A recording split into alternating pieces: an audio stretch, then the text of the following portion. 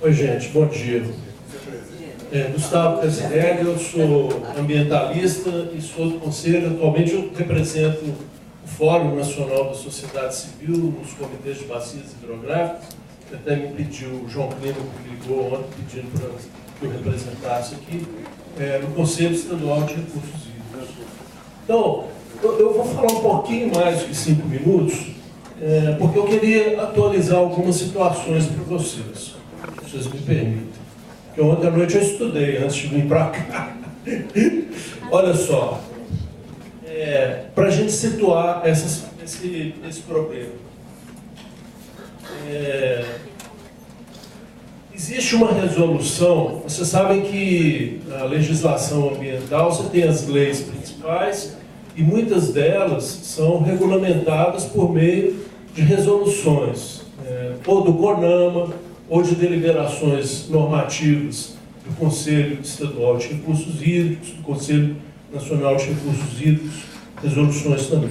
Então, eu vou ler um pequeno trecho da resolução número 16 de 2001, do Conselho Nacional de Recursos Hídricos, que é a resolução que trata de outorgas. Então, isso é para a gente ver como é que o contexto nosso aqui. Bom, então é o seguinte, o artigo 26 dessa resolução, ele diz o seguinte: quando da ocorrência de eventos críticos na bacia hidrográfica, a autoridade outorgante poderá instituir regime de racionamento de água para os usuários pelo período que se fizer necessário, ouvido o respectivo comitê. Parágrafo 1º. Serão prioritariamente assegurados os volumes mínimos necessários para consumo humano e dessedentação de animais. Parágrafo 2º. Em caso onde haja um não atendimento da vazão outorgada, poderá o usuário prejudicado solicitar providências à autoridade outorgante, de modo a garantir providências que assegurem o seu direito de uso ou tratamento equitativo. Parágrafo 3º. Poderão ser racionadas indistintamente as captações de água e ou as diluições de efluentes. Então, suponhamos que aqui no Alto Rio das Velhas existe uma empresa que joga esgoto na pouca água que a gente tem para captar, né? Então, ela, eventualmente, numa situação que a diluição daquele esgoto não vai funcionar, ela muitas vezes vai ter que parar de jogar o poluente. Então, poderão ser racionadas indistintamente as captações de água e ou as diluições de efluentes, sendo que, neste último caso, o racionamento poderá implicar restrição ao lançamento de efluentes que comprometam a qualidade de água do corpo receptor. Artigo 27, é o último que eu vou ler. As unidades da Federação, a quem compete a emissão das outorgas dos recursos hídricos subterrâneos, deverão manter os serviços indispensáveis à avaliação destes recursos, ao comportamento hidrológico dos aquíferos e ao controle da qualidade e quantidade. Então, isso aí é uma pergunta que, por exemplo, no caso desse artigo 27, né, se algumas dessas competências ou obrigações, deveres, né, deverão manter os serviços indispensáveis à avaliação destes recursos, ao comportamento hidrológico dos aquíferos e ao controle da qualidade e quantidade. Olha que essa resolução é de 2001, portanto, é da época do Fernando Henrique Cardoso, e ainda não tinham começado os 12 anos do PSDB em Minas Gerais, né? Tinha tido o Eduardo Azevedo um pouco antes. E até hoje, é isso que a gente sabe do IGAM. Então, a primeira coisa é essa.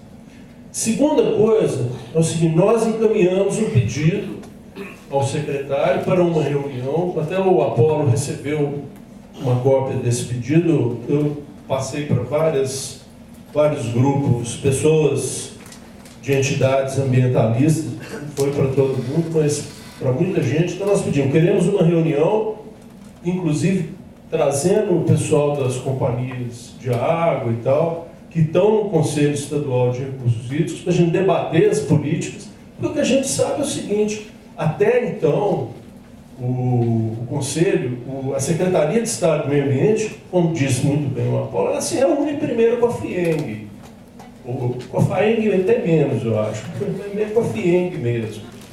E aí discute o que vai fazer e chega na reunião, propõe as normas que vão reger um determinado assunto e tem maioria, porque é o governo, 25%, governo estadual. Os governos estaduais, que são geralmente muito medíocres, 25%. As empresas, 25%. Aí, da sociedade civil, tem aquela parte técnica, e aí boa parte da representação da ABS, da AVAS, etc., é gente da Copasa. Alguns são muito dignos e muito competentes, mas muitas vezes eles já fecham com a Copasa e votam de acordo com a Copasa. Infelizmente, essa é a verdade. Então,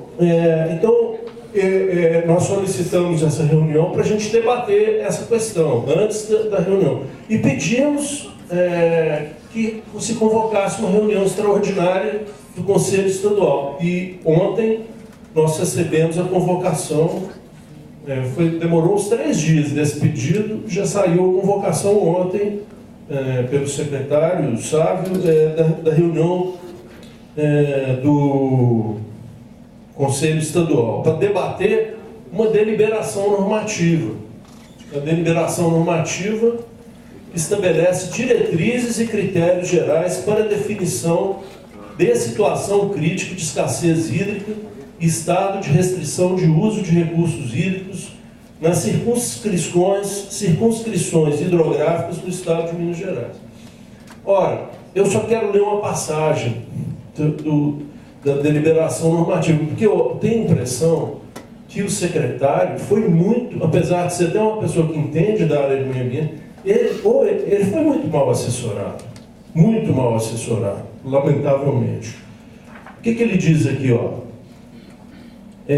A situação crítica na unidade de planejamento e gestão de recursos hídricos, bacia hidrográfica ou corpo hídrico, na qual apresentar ocorrência de vazões médias diárias observadas no posto fluviométrico de referência. Você tem um corpo d'água, ele tem uma estaçãozinha que mede o volume de água, vazão, etc. Igual ou inferior a 100% da Q710, aí Q710 é o seguinte, os 7 dias seguidos de menor vazão de água durante 10 anos. É isso? Hein? Então, assim, você tem um parâmetro que te outorga. Até pouco tempo atrás, aqui em Minas Gerais, você podia outorgar até 30% da Q710 de um corpo d'água. Então, você tem o Rio das Velhas, um trecho tal do Rio das Velhas, você pega os 10 anos anteriores, os 7 dias que teve menor vazão, é a chamada Q710, aquele volume de vazão. E você pode outorgar para aquele trecho ali do Rio até 30%.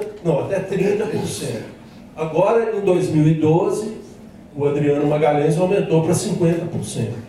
Né? Mas olha o que diz aqui, ó. Quando a situação crítica for observada igual ou inferior a 100% da Q710, por período mínimo de 7 dias consecutivos, considerando o estado de vazão observado e tal, quer dizer, aí você poderá estabelecer a situação crítica de escassez hídrica. Em outras palavras, você só vai ter a situação crítica de escassez hídrica quando você tiver num determinado corpo de água o mínimo que foi observado nos 10 últimos anos naquele corpo de água. Igual aquilo, é o mínimo, entendeu? Então, ou seja, aí ele tem algumas... E aqui, ó, eles falam o seguinte, ó, quer ver? Desculpa, tá sendo um pouco alongar um pouco, mas eu acho que é uma questão que tá na ordem do dia. Então, aí ele fala aqui, ó, quer ver, ó? Aí tem um outro para piorar ainda o negócio. A declaração de situação crítica de escassez hídrica implicará em medidas de restrição de uso naquela UPG-RH, que é a Unidade de Planejamento de Gestão de Recursos Hídricos. É uma subbacia. Então, por exemplo, o Rio São Francisco tem 10 subbacias hidrográficas. O Rio das Velhas é uma delas, é a de número 5, é o SF5.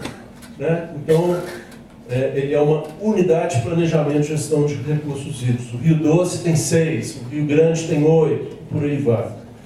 Bom, então olha só, a declaração de situação crítica de escassez hídrica implicará em medidas de restrição de uso no UPG-RH, na bacia hidrográfica ou corpo hídrico, objeto da declaração. Parágrafo único.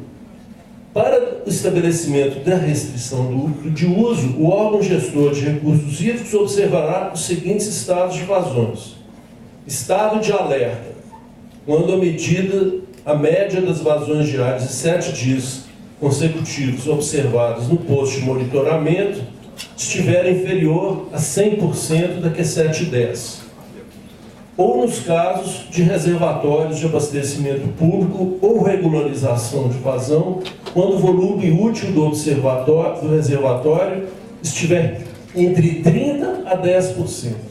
Quer dizer, entre 30% e 10%, quer dizer, pode ser só 10% do reservatório. Isso é só estado de alerta. Estado de alerta. Agora, estado de restrição de uso.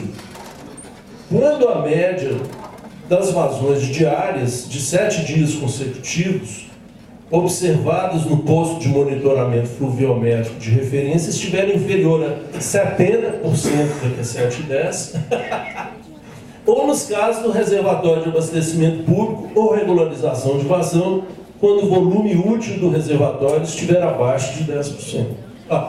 Sinceramente, aí eu sou levado, a minha paranoia, porque infelizmente, lidando com o FIENG e lidando com o governo pautado pela FIENG, infelizmente, eu dou um voto de confiança ao Sábio Souza Cruz e ao Pimentel. 3 dias de... Dou voto de confiança. Tem 3 dias de exercício como secretário. Isso, ele tem 3 dias de exercício, mas ele tem muitos anos de malandragem política no bom sentido da palavra. Aí é a opinião sua, não é a minha.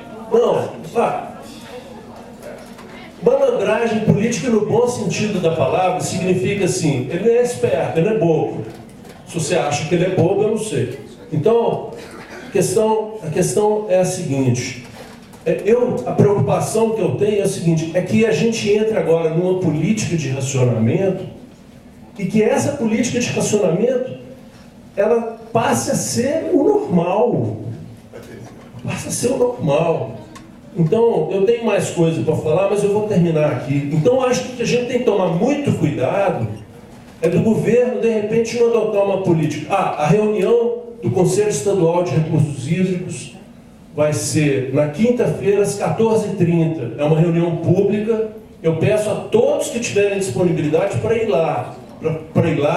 Pode chegar lá até, se chegar durante a meia hora anterior à reunião, é aberto um livro, a pessoa chega lá, pede para falar sobre aquele item de pauta. Então está todo mundo convidado, que é importante. Eu tenho esperança que o Sábio Souza Cruz não vai adotar essa marmita que colocaram no colo dele, porque ele é um cara inteligente. Agora, se adotar, aí, meus caros, aí esse governo vai ser igual ao anterior.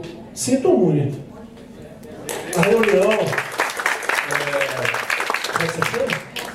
Consolação está perguntando aqui, a reunião vai ser na Rua Espírito Santo, no prédio da Secretaria do Meio Ambiente, 495. O Espírito Santo, 495, uns 30 metros para baixo da Rua Carijosa, 4º andar. Que hora? 14h30, quinta-feira, dia 12.